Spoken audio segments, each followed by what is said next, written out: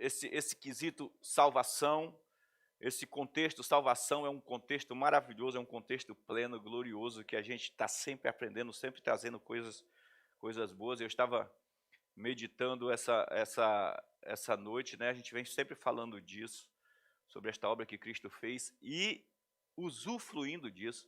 Sabe o que é melhor do que a gente falar de salvação? Eu acho que o melhor é você experimentar salvação. A Bíblia diz lá no Salmo 34, provai e vede que o Senhor é bom.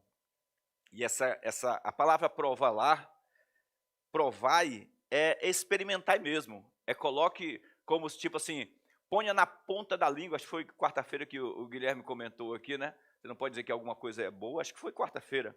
Eu tenho esse problema com questão de tempo, de repente foi uns 5 meses atrás e eu estou dizendo que foi quarta. Mas que essa coisa de experimentar, né? E a palavra lá, provar e vede, foi quarta mesmo, né? Provar e vede é experimentar. Você não pode dizer que alguma coisa é boa ou é ruim se você não experimenta essa coisa, não é? Alguém pode dizer assim, nós temos hoje, nós vivemos um sistema muito preso às filosofias do passado, né? O que comanda parte da cultura do mundo é uma ideia filosófica, são ideias filosóficas, parte da cultura, parte da movimentação de educação vem de ideias filosóficas, ou seja, de pessoas que, embora tivessem até uma sabedoria para argumentar, mas muitas dessas pessoas não experimentaram aquilo que eles acreditavam. Muitas dessas pessoas não viveram aquilo que eles acreditavam. Eles passaram uma ideia, alguém achou bonito, copiou e passou para frente, e isso se tornou, podemos dizer assim, um fundamento para desenvolver um sistema de educação, um sistema de crença e várias outras coisas. Mas quando nós falamos de Jesus, nós não falamos de uma ideia filosófica. Quando nós falamos de um sacrifício, nós não falamos de alguém que criou uma história de Jesus, ou seja, juntaram-se 4 homens, não é, os 4 evangelhos, e escreveram lá, cada um escreveu a sua versão. Olha, vamos falar sobre um Jesus, um cara que veio e tal, e escreveram, e depois cruzaram os evangelhos. Ó, cara, legal, e vamos lançar isso aí que vai dar show de bola e vai enfrentar o mundo. E nós sabemos que não é isso, nós sabemos que Jesus de fato veio. A Bíblia diz que no princípio era o Verbo, e o Verbo estava com Deus, e o Verbo era Deus, e o Verbo, ele ganhou corpo, o Verbo veio, manifestou-se em carne. Hebreus capítulo 10, o verso 5, diz que Deus preparou um corpo, ou seja, o Verbo veio manifestado em carne, não é? E habitou entre nós. Ele foi de fato sacrificado por nós. Ele levou de fato as nossas dores. Ele suportou de fato aquilo que era para nós. Ele levou sobre ele o pecado, a morte, como consequência do pecado que nós praticamos através de Adão, não é? E é importante que a gente saiba disso, que não é uma ideia filosófica. Jesus experimentou tudo que era para nós. Então, quando a Bíblia diz, provai e vede que o Senhor é bom, ela está falando que você deve experimentar. Que deve experimentar. Muita gente, eu espero que tenha alguém aí que não teve essa experiência, que não passou, não teve uma experiência ainda com Jesus nos ouvindo, né? E como é muito bom saber que muitos de vocês já tiveram experiências com Deus. Mas também é legal saber que alguém não teve uma experiência e ela de repente quer uma experiência pessoal. Essa é a minha oração. Que os filhos de Deus, os que são filhos e os que não ainda são filhos, tenham uma experiência com Deus e possam experimentar, saber que Deus é bom. Não é? Quando você começa a observar isso. Então, hoje nós temos vivido na prática essa experiência com Deus, com relação à saúde, esse cerco dele. A Bíblia diz lá no livro de Isaías que nós estamos cercados por salvação como muros e antemuros, ou seja, uma proteção dupla.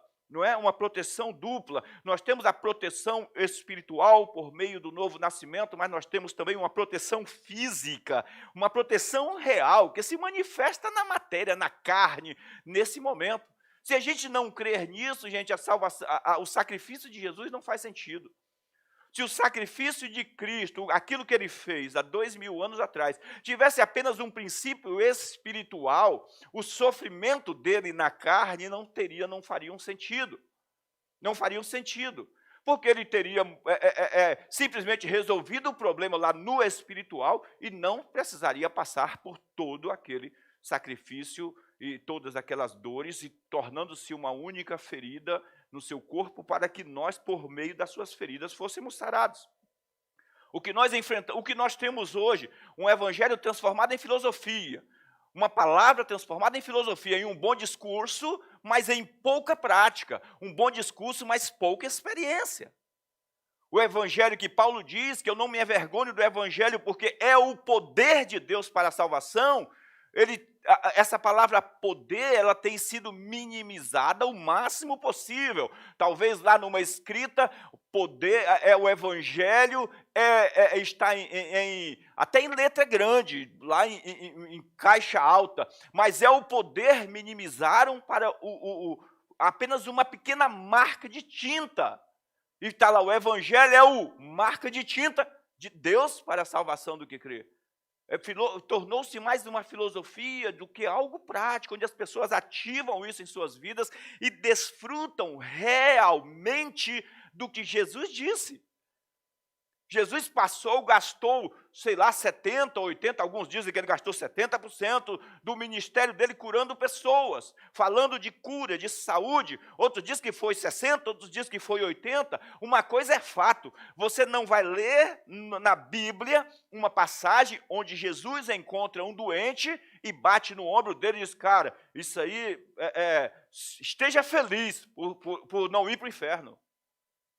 Não, ele traz as duas coisas. Ele perdoa os pecados e ele cura as enfermidades físicas. Ele perdoa os pecados. Quando a Bíblia diz lá em Romanos 8 que o Espírito Santo nos ajuda em nossas fraquezas, a palavra fraqueza, eu preguei aqui uns tempos atrás, é uma palavra genérica que fala de fraquezas em todas as áreas. Fala de fraqueza física, fala de fraqueza espiritual, fala de fraqueza mental. É aquele remédio genérico, sabe, babosa. Ele diz que babosa serve para tudo, para queda de cabelo, para alisar o cabelo, para dor de barriga, para um monte de coisa, para dor nas costas, para cegueira, para perder o paladar, coma babosa.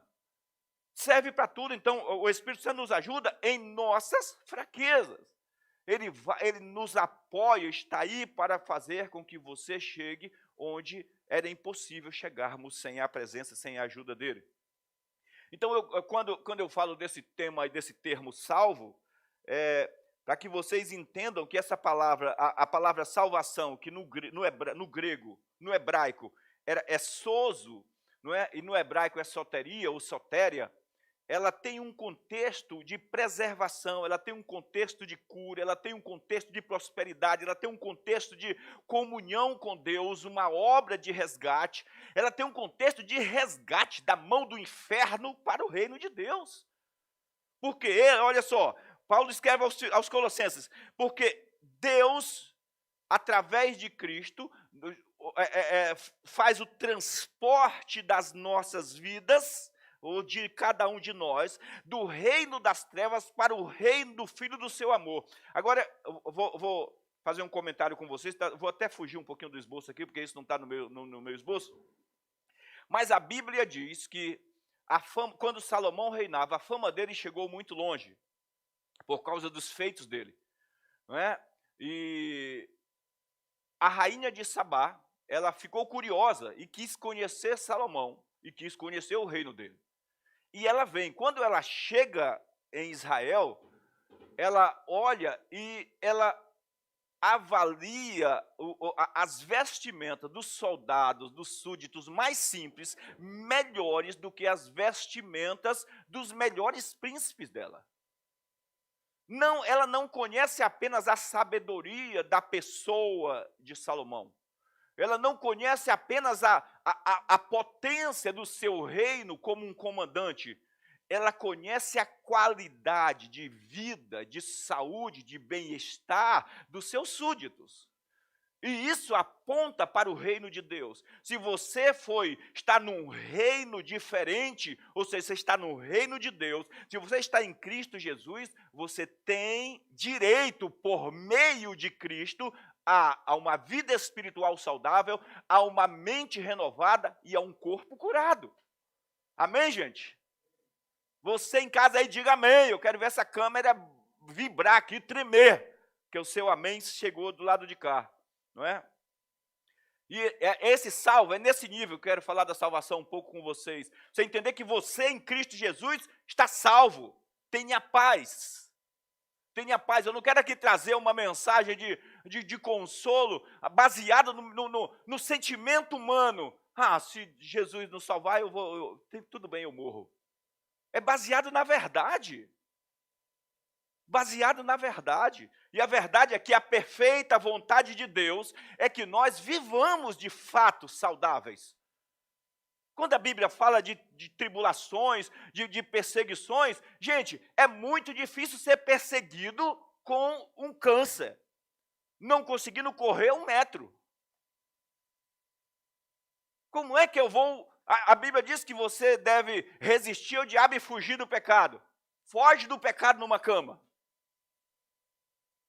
Então, doença não é uma ferramenta de Deus ou não tem qualquer legalidade divina para continuar atuando sobre o mundo. Eu vejo aí, infelizmente, nós temos enfrentado essa controvérsia a respeito do coronavírus, que as pessoas falando que falaram mal de Deus, e no carnaval fizeram isso com Jesus, e com o nome de Jesus, e hoje está aí o coronavírus. Tem países que o evangelho nem chegou ainda, tem centenas de pessoas morrendo de corona. Tem países que sequer tem televisão para ter visto o que aconteceu aqui no Rio de Janeiro, e as pessoas estão morrendo de corona. Quer dizer, estão aceitando como uma ferramenta, como uma encomenda de Deus para punir a humanidade. A humanidade, para ser punida, precisa Deus encomendar qualquer coisa, gente, misericórdia. Não é? Cada um isso é a falta da revelação de Jesus. Salmo de número 127, o verso 1 e 2 diz assim: se não for o Senhor, o construtor da casa, será inútil trabalhar na construção. Se não é o Senhor que vigia a cidade, será inútil a sentinela montar guarda. Será inútil levantar cedo e dormir tarde, trabalhar arduamente por alimento, porque o Senhor concede o sono àqueles que Ele ama. Presta atenção, primeira coisa que eu quero que se tenha aqui no coração, a palavra Senhor, não é? Se o Senhor, porque ele fala, se a gente não lê com atenção, a gente perde algumas coisas. Se não for o Senhor que governa, que reina na sua casa, ou seja, se ele não for o dono das ideias, das direções, se ele não for aquele que decide qual é a direção, será inútil fazê-lo. Será inútil a realização. Se não for o Senhor, se ele não for o Senhor da cidade, é em vão. Essa cidade vai tentar construir. A Bíblia diz: bem-aventurada a nação cujo Deus é o Senhor. A palavra bem-aventurada é mais do que feliz. Viverá em pleno sucesso, em pleno avanço. A nação cujo Deus é o Senhor. Então, o salmista diz: se não for o Senhor, o construtor da casa, não adianta. Se ela não buscar, não seguir as direções, se ela não buscar, não entrar debaixo desse governo, desse senhorio, Jesus, a oração aparentemente mais simples da Bíblia, né, para todos que nos é apresentada, até uma oração que é repetida pelo mundo inteiro, não é? E que é a oração do Pai Nosso. Jesus diz assim: olha, quando os discípulos pedem, nos ensine a orar. Jesus passava horas a fio orando, e ele traz lá um princípio de oração para os discípulos, e no meio, dentre as palavras da oração, a primeira que é glorificar a Deus, não é? Pai nosso que estais no céu, santificado seja o teu nome, é santificar a Deus. Como você santifica a Deus? Crendo em Jesus. Crendo em Jesus. Essa é a primeira forma de santificar a Deus. É crer em Jesus. Em duas passagens diferentes da Bíblia, a Bíblia diz que Moisés não entrou lá na terra prometida. Por quê? Deus diz, você não me santificou diante do povo. Em outra passagem, Deus diz assim, porque você não creu. É crendo que nós santificamos a Deus. Quando eu creio na obra de Cristo, ou seja, eu recebo essa obra na minha vida e me submeto a essas diretrizes dele, a Bíblia diz que você é nova criatura. A Bíblia, em Cristo Jesus, você se torna uma nova criatura. A Bíblia diz que em Cristo Jesus você se torna a justiça de Deus. E eu quero usufruir disso, pastor. Então, entre debaixo disso. Senhorio, gente, quando a Bíblia fala que ele receber Jesus como Senhor, é entrar debaixo dessa cobertura. Venha o teu reino. A oração do Pai Nosso diz, venha o teu reino e seja feita a tua vontade aqui na terra onde por meio da tua vida, por meio da minha vida, o reino de Deus é estabelecido onde tem um filho de Deus, estabelecendo ele, gente. O reino de Deus não é estabelecido no deserto do Saara, onde não tem ninguém. Mas se tiver um cristão lá, esse reino se manifesta através da vida desse cristão. Essa é a oração de Jesus. Vocês orarão assim, venha o teu reino. Ou seja, se eu fizer essa oração individual, este reino vem sobre mim e através de mim ele acontece tudo que o céu tem manifestado para nós. Em Mateus 16, 33, Jesus disse, busque em primeiro lugar o reino de Deus e a sua justiça, e essas coisas que vocês esperam, saúde, comida e bebida, vos serão acrescentadas. Busque o reino, venha o teu reino, e todas as coisas que você precisa vos será acrescentada. A palavra salvação pode ser uma simples expressão, até que entendamos o significado dela na prática, através de uma necessidade. Se nós não recebermos, não colocarmos isso, gente, se a gente não ativar isso todos os dias, sabe, através de declarações, através de um posicionamento contra o inferno, porque a gente vê uma briga das pessoas, eu uso máscara, alguém está usando máscara porque está com medo, está uma crítica sobre o cristianismo, né?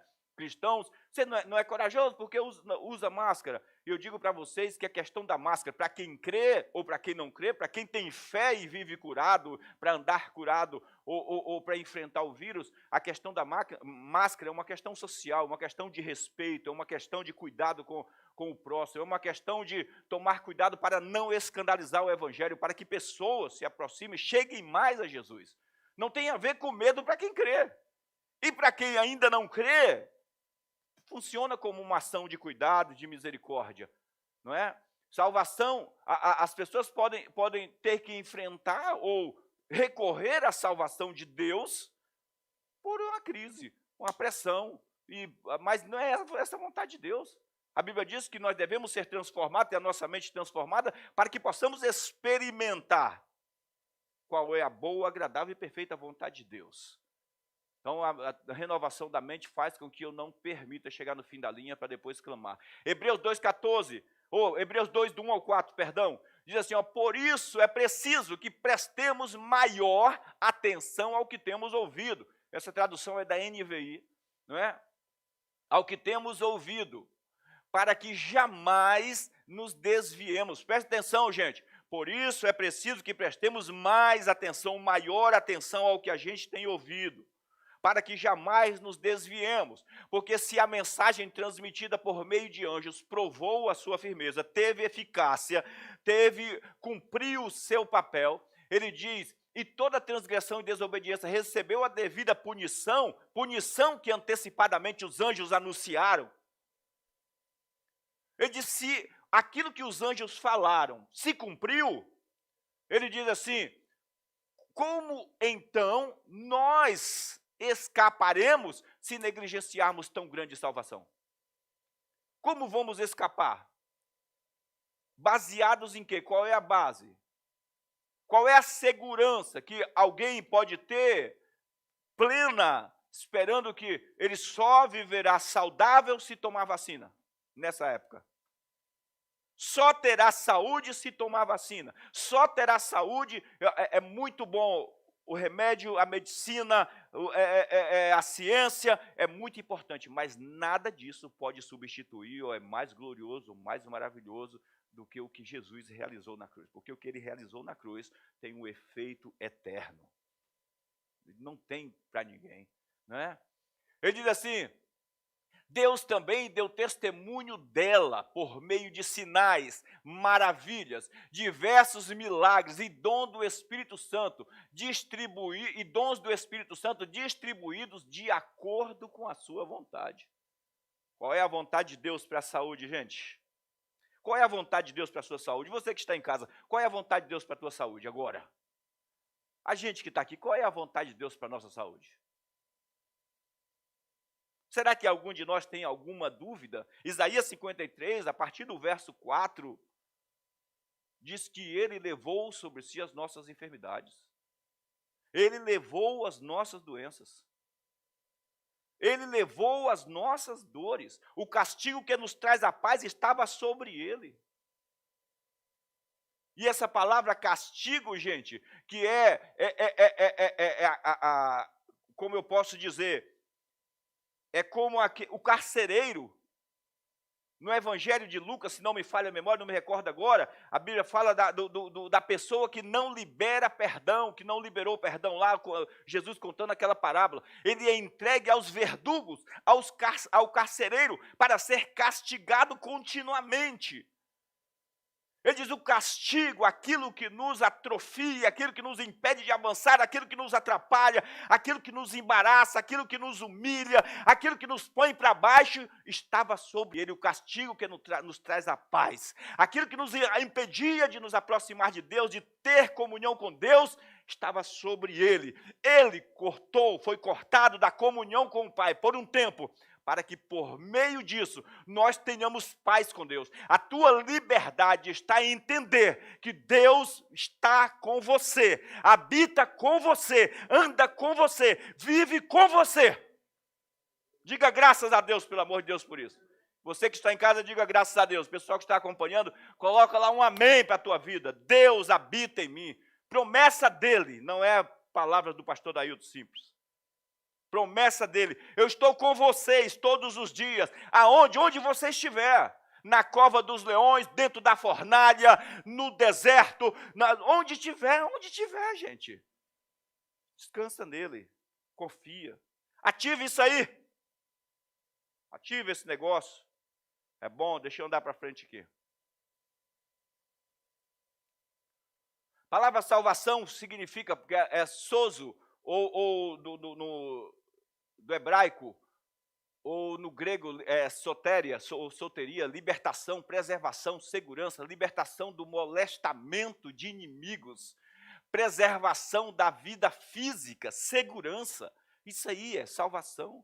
Como nós escaparemos se negligenciarmos tão grande salvação já liberada, já trazida e já manifestada? Se nós negligenciarmos, se nós não atentarmos para isso, a minha segurança vem do Senhor, está no Senhor. Salmo 121, o Guilherme mencionou na quarta-feira aqui também, eu acho, ou foi outro dia, não é? Olho para os montes, de onde me virá o socorro? Não é dos montes, gente, não é da montanha, não é dos vales. O meu socorro vem do Senhor que criou os céus e a terra. É dele que vem. Sabe o que é interessante? Porque Jesus disse no Evangelho de João, capítulo 6, ele diz que quem come da carne dele e bebe do sangue dele tem vida. E quem não faz isso não tem vida. Ele diz que porque sem mim ninguém pode fazer nada. E você sabe o que é interessante? Que os cristãos não têm mais essa sede de alimentar-se da carne de Jesus. A ceia não tem mais sentido para muito crente. Embora possam participar de um culto ou de outro, de uma live ou de outra, e estar ouvindo louvores. Gente, mas não é isso que salva. O que salva é atitudes de fé, concernente àquilo que eu creio. Porque o Evangelho é primeiramente um manual de vida. Porque por meio do Evangelho se conhece, se entende, se manifesta, se revela a justiça de Deus, de fé em fé. E a Bíblia diz que o fruto da justiça é paz, segurança, prosperidade, alegria.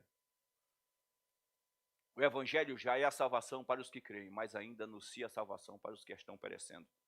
Eu vou repetir essa frase umas 500 vezes.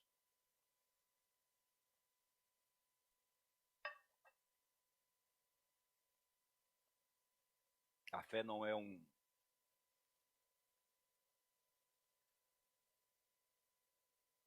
uma caixinha de promessas, de versos desconexos que eu abro uma gavetinha lá e tiro e leio e diz, que bênção. A fé não é um monte de versículos espalhado pelo retrovisor, para-brisa do carro, nas laterais do carro. A fé não é isso. A fé é uma vida prática, no dia a dia, praticada, no dia a dia. A fé, ela se manifesta através de uma vida prática. Paulo diz no livro de Timóteo a respeito dos ministros da casa de Deus, ele diz, olha, não é o cara que lê 200 capítulos da Bíblia, não é o cara que ora 4, 5 horas por dia, é o cara que não é entregue à bebida, ao vinho, é o cara que cuida bem da família, é o cara que tem os filhos em submissão, é o cara que é marido de uma só mulher. Está cheio de gente aí que lê a Bíblia o dia inteiro, está cheio de gente que tem 3, 4 horas de oração e vive de olho na mulher dos outros. E que não comanda nem a sua própria casa. E que é um cachaceiro do inferno. Eu entendi isso, o cara espiritual que é capacitado para administrar a igreja de Deus, para administrar o povo de Deus, é um cara que tem uma vida prática assim. Quando foi para separar os diáconos, para cuidar, de entregar cesta básica para o povo, para as famílias, para as viúvas, para levar lá 5 quilos de arroz, 2 litros de óleo, 2 quilos de feijão, 4 quilos de açúcar, na casa das viúvas, ele diz, escolha homens dentre vós de boa reputação. Ou seja, que estejam praticando a fé. Romanos 1, 16, 17 diz, não me envergonho do evangelho, porque ele é o poder de Deus para a salvação de todo aquele que crê. Primeiramente do judeu, depois do grego. Porque é no evangelho que é revelada a justiça de Deus, uma justiça que é do começo até o fim, como está escrito, o justo viverá pela fé. É pela fé, perdão, que do início até o fim é pela fé. Porque está escrito, o justo viverá pela fé. Qual tem sido o benefício da fé na sua vida? Qual tem sido o benefício? Nós falamos que se a fé que a gente professa, que qualquer um de nós professamos, não está transformando a nossa mente, não está transformando a nossa vida, então a gente precisa rever os nossos conceitos de crença, porque Deus quer manifestar a salvação dele através da sua vida. Deus quer que o mundo... Gente, Deus quer tocar fogo na coivara, né? Sansão tocou fogo no rabo da raposa, Deus quer tocar fogo na raposa inteira. É isso que ele quer. Ele quer que o mundo conheça a glória dele através da tua vida. Ele quer que as pessoas perguntem, cara, às vezes eu brinco aqui com o Vladimir, o ancião de dias, né? Da questão da vida saudável que ele leva, e corre, sobe, joga bola. Mas as pessoas ficam olhando, cara, esse cara... Eu falo que quando eu tiver a idade do Vladimir, eu quero estar assim. Correndo para lá e para cá, e subindo e descendo, e que esses meninos também possam ter. É verdade, essa energia.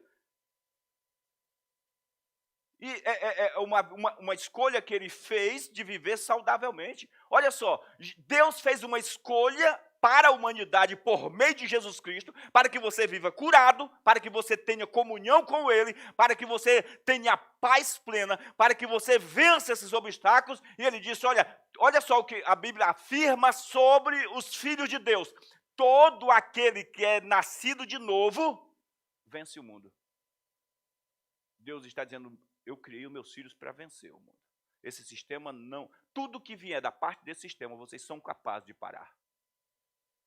Tudo que vier desse sistema, vocês são capazes de impedir a vitória dele. Tudo que vier desse sistema. Eu vou dizer que até a morte dos filhos de Deus, até na morte, tem que glorificar a Deus.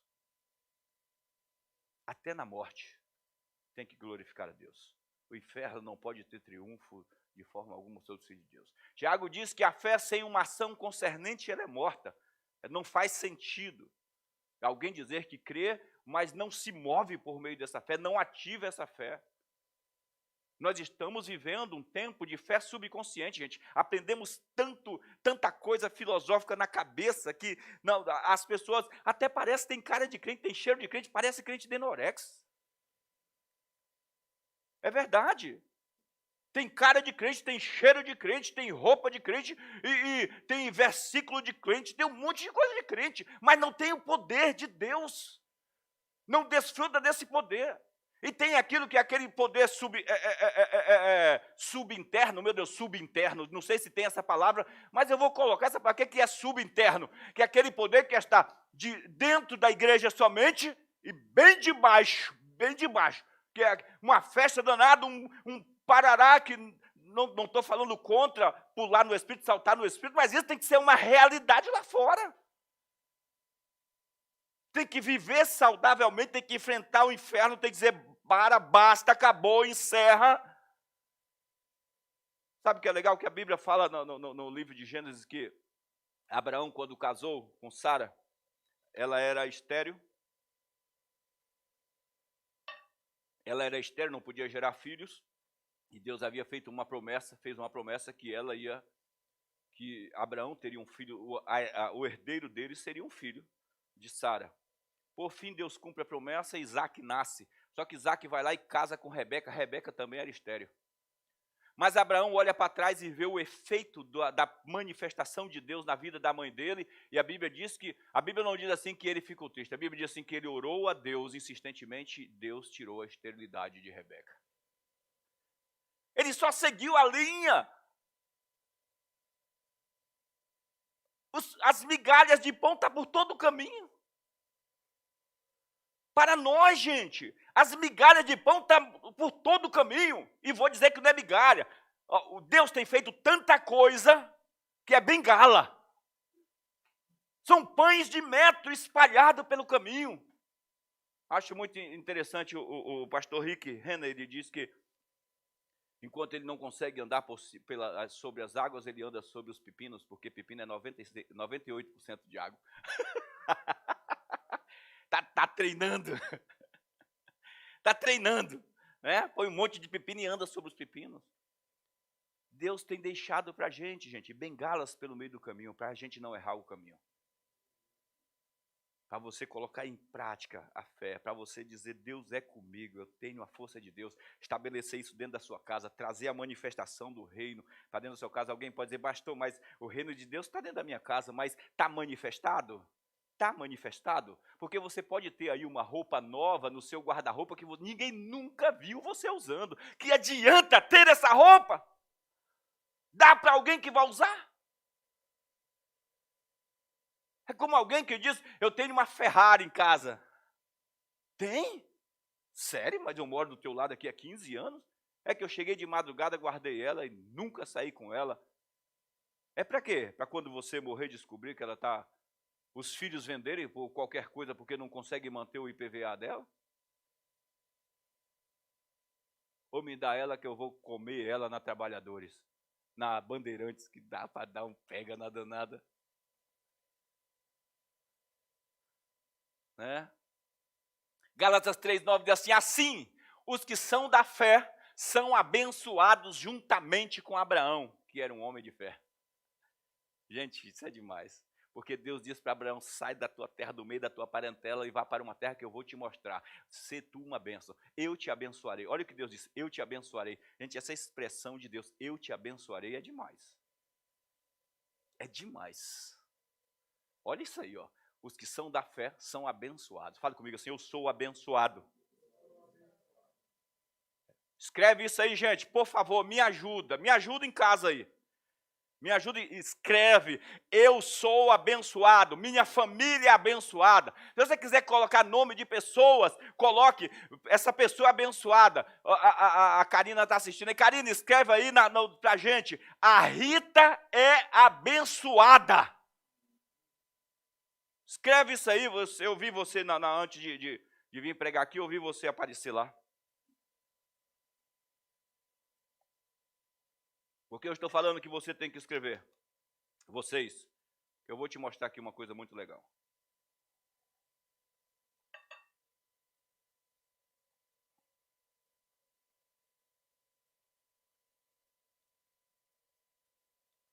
Gálatas 3:13-14 diz assim, Cristo nos redimiu da maldição da lei quando ele fez isso? Quando ele se tornou maldição em nosso lugar, 2000 anos e pouco atrás. Pois está escrito, há cerca de 2000 anos atrás, perdão. Porque está escrito, maldito todo aquele que for pendurado no madeiro. Por que ele fez isso? Para que ele fez isso? Tendo em vista, para que em Cristo Jesus, a bênção de Abraão, a bênção que Abraão recebeu da parte de Deus, chegasse também a nós, os gentios, que éramos gentios, sem aliança, um povo estranho. Ele diz, para que a bênção que Deus liberou sobre Abraão chegasse a nós, que éramos um povo sem aliança, e por meio disso, nós recebêssemos a promessa do Espírito mediante a fé. Olha só, Deus abençoa Abraão. Agora, entenda o valor de uma bênção. A palavra bênção, que é eulogeu, lá do dicionário do grego, não é? Que quer dizer falar bem, ou seja, elegância de linguagem, uma linguagem refinada. Deus falou bem a respeito de Abraão. E não é qualquer falar bem, é falar bem uma linguagem refinada. Porque eu falar para o Guilherme, o que você acha do Guilherme, pastor? Ah, gente boa. Para mim, nunca me fez mal. Né? Isso é falar bem. Né? Bem longe. Bem longe. Agora alguém pergunta, pastor, o que o senhor acha do Guilherme? Quem? Ah, o Guilherme é um cara de Deus. Quer ser abençoado? Abençoe a vida desse cara. Você quer prosperar? Semeie na vida dele.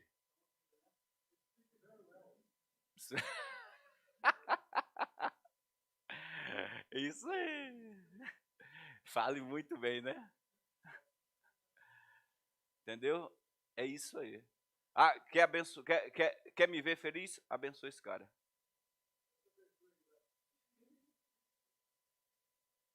Você sabe o que é que... Você sabe essa palavra bênção? Eu vou mostrar uma coisa para vocês. Você que está em casa, se você quiser pegar a Bíblia, tudo bem. Que o pessoal daqui tem o privilégio de... Domingo que vem eu espero vocês aqui, ou quarta-feira que nós estamos com culto presencial aqui, né? Mas abam, né? Abam é porque está na aba, né? Abrir a Bíblia no livro de Filemon, livro de Filemon.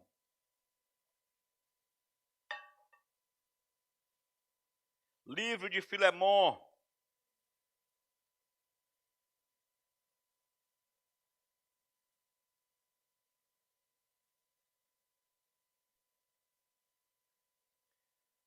Se você abriu aí em sua casa ou quer anotar em sua casa, veja aí, Filemon só tem um capítulo. Veja o versículo de número 10. Paulo está falando sobre um servo querido que era escravo de Filemon, que fugiu. Paulo encontrou ele e falou do evangelho para ele. Ô, Henrique, aleluia. Henrique vai lançar aqui para a gente, né? Paulo falou do evangelho, converteu esse cara, prepara esse cara. Agora veja o que Paulo diz no verso 10. Sim, solicito em favor de meu filho Onésimo, que gerei entre algemas. Meu filho Onésimo, que gerei entre algemas. Vamos mais para frente um pouquinho. O verso de número... Deixa eu pegar aqui para ficar legal para vocês. Verso 16, Henrique, 16. Estou enviando ele não como escravo, antes muito acima de escravo, como irmão caríssimo, especialmente de mim e com maior razão de ti, quer na carne, quer no Senhor. Tem mais. Verso de número 17. Se, portanto, me consideras companheiro, recebe-o como se fosse a mim mesmo. É isso que é abençoar alguém. Deus disse, eu vou te abençoar. E a Bíblia diz, Jesus se fez maldição para que a bênção de Abraão chegasse até você. Você é abençoado por Deus. Ele fala bem de você. Volta lá, por favor, Henrique, de novo. Ele fala bem da sua vida, ele fala bem de você. Deus fala bem de você para o inferno, Deus fala bem de você para o diabo, Deus fala bem de você para os anjos, Deus fala bem de você para tudo que está em volta dele. Em cima, de baixo, ele fala bem de você. Por causa de Jesus. Fale comigo, por causa de Jesus. Fale comigo, obrigado, Jesus. Aleluia. Agora eu entendo porque o R.R. Soares fala assim, diga obrigado, Jesus. Ele tem uma revelação nessa expressão, não é? Bênção, elogio, falar bem, ou seja, elegância da linguagem, é falar bem de forma refinada, com qualidade, procurar as palavras certas. Aí você vai entender porque Jesus disse, bem-aventurado, mais do que vencedor, justiça de Deus, falar bem, bênção, consagração, eu te separarei para mim. É bênção vindo de Deus, consagração, separado. Benefício ou generosidade. Eu liberarei sobre a tua vida com tamanha generosidade que jamais vai faltar.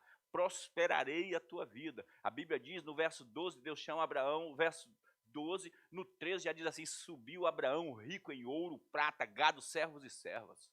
O cara entrou dentro do Egito, pisou na bola, mas no momento em que ele reconheceu, saiu de lá, a Bíblia diz que ele subiu de dentro do Egito abundante, não dava nem para carregar a riqueza. Deus prosperou, o cara guardou a saúde dele, viveu 175 bons anos. Bons anos. Discurso justo. Não é qualquer discurso, o discurso que Deus dá a teu respeito é justo, perfeito, porque é baseado em Jesus.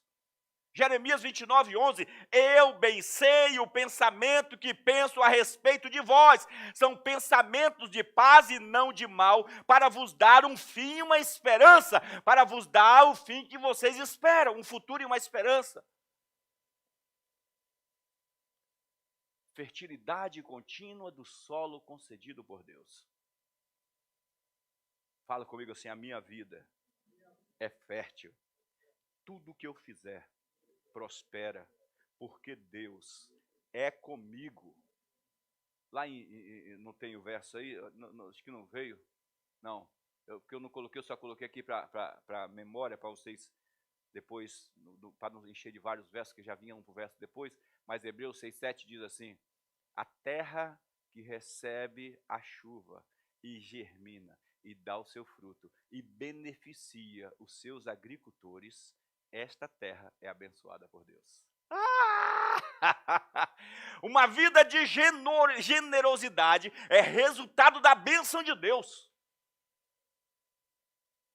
Uma vida doadora é resultado da bênção de Deus. Porque jamais vai esvaziar a vida de alguém que é generoso. Jamais. Estará sempre transbordando. Aleluia. Que bom. É demais.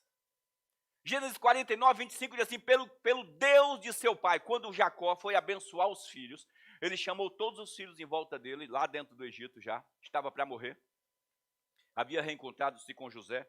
Aí ele saiu abençoando todos os filhos. Na hora de abençoar José, ele diz isso, olha, pelo Deus de seu pai, que ajudou você, o Deus de seu pai, o meu Deus, o Deus de seu pai, Abraão, Isaque e o meu Deus, pelo Deus de seu pai, que ajudou você, o Todo-Poderoso, que o abençoa com bênçãos dos altos céus. Presta atenção.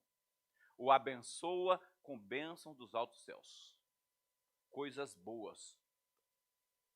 O abençoa com bênçãos das profundezas. Essa palavra profundezas está lá no hebraico também. Morte.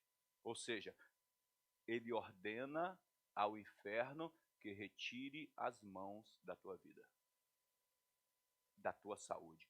Tudo que é proveniente das trevas, do inferno, Deus diz aí não. Não toque. Que te abençoa com bênçãos das profundezas, que te abençoa, ou das bênçãos da profundeza, que te abençoa com bênçãos da fertilidade e da fartura. Não vai faltar saúde, paz, prosperidade, comunhão. Aí você entende porque Davi diz no verso 1 do Salmo 23, se eu tenho Deus como meu pastor, eu tenho tudo o que eu preciso. Aleluia. Alguns esperam... Aleluia. Jesus. Travou aqui. Aí, voltou?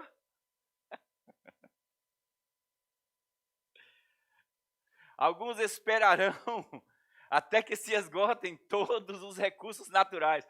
Eu dei uma risada, gente, porque piscou aqui, de repente você vai entender, né, o que aconteceu aqui, deu uma piscada e apagou tudo. Alguns esperam... E lá, na internet?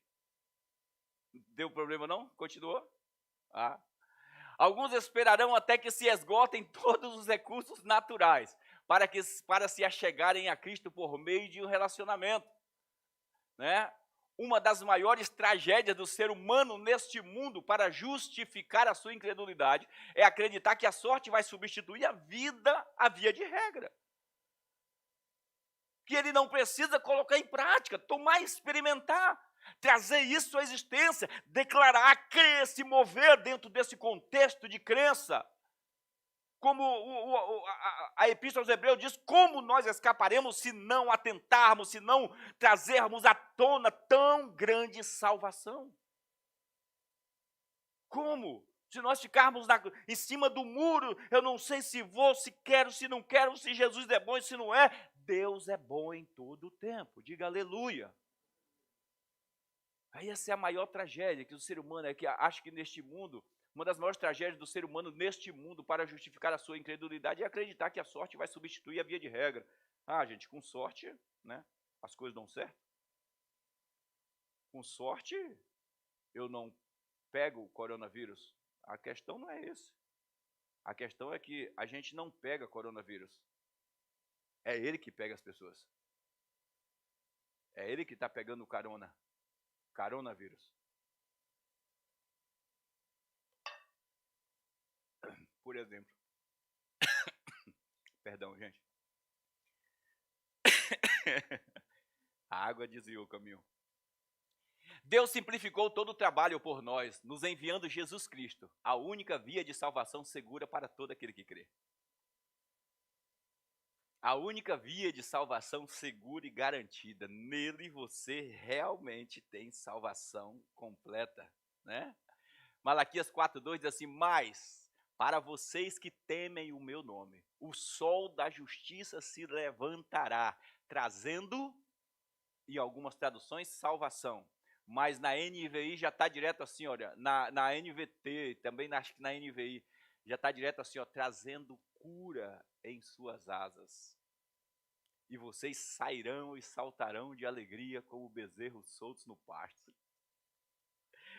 O pastor Cássio estava falando que quando ele tiver com 50 anos, ele vai estar dando salto mortal e andando de patins. Eu disse, pastor, mas a gente não sabe se o Parque Vila Lobos e aquelas pistas vão estar abertas até 2025, né? Mas ele disse, vai sim, pastor.